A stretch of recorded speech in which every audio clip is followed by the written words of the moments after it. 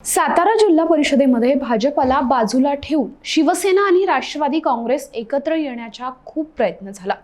सोलापूरचे पालकमंत्री आपल्याच जिल्ह्यात नापास होतील अशी सगळी चिन्ह निर्माण झाली होती। साताऱ्याचं जिल्हा परिषदेचं अध्यक्षपद हे भाजपाच्या हातातून गेलं असं जवळपास निश्चित समजलं जात होतं।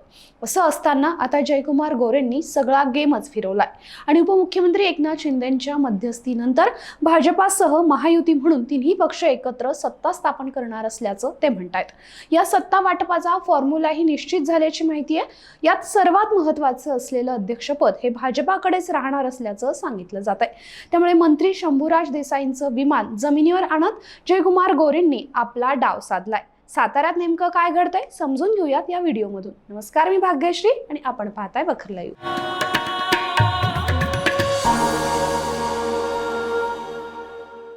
साताऱ्यात 65 जागांच्या जिल्हा परिषदेमध्ये भाजपाला 27 जागा मिळाल्या, तर भाजपा विरोधात एकत्र लढून राष्ट्रवादीनं 20 आणि शिवसेनेनं 15 जागांवर विजय मिळवला। संपूर्ण निवडणूक काळात भाजपाने विशेषतः मंत्री जयकुमार गोरेंनी केलेल्या विधानामुळे मित्र पक्षांनी मनं दुखावली। त्यामुळे निकालानंतर राष्ट्रवादी आणि शिवसेनेनं एकत्र येत सत्ता स्थापन करण्याच्या हालचाली सुरू केल्या होत्या।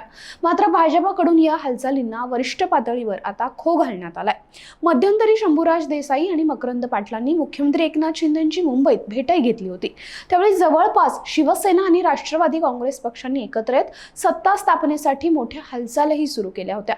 मात्र या सगळ्या घडामोडीनंतर आता जिल्हा परिषदेचा अध्यक्ष भाजपाचाच होईल असं मंत्री जयकुमार गोरेंनी सांगितलंय।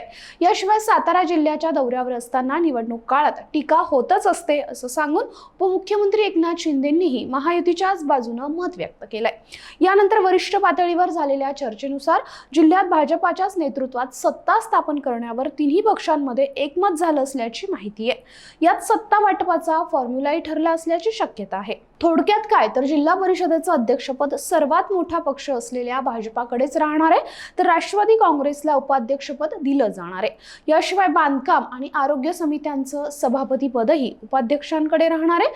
उरलेल्या इतर समित्यांच्या सभापती पदांमध्ये शिवसेनेला झुकतं माप मिळणार आहे। या निमित्तानं मंत्री गोरे पुन्हा एकदा पालकमंत्री शंभूराज देसाई आणि मंत्री मकरंद पाटील यांच्यावर भारी पडल्याचं चित्र आहे। एकूणच साताऱ्यातलं हे सगळं गणित बघता तुम्हाला काय वाटतं? जयकुमार गोरेंनी डाव साधलाय का? कमेंट करून नक्की सांगा। हा व्हिडिओ आवडला असेल तर लाईक, शेअर आणि सबस्क्राईब नक्की करा। धन्यवाद।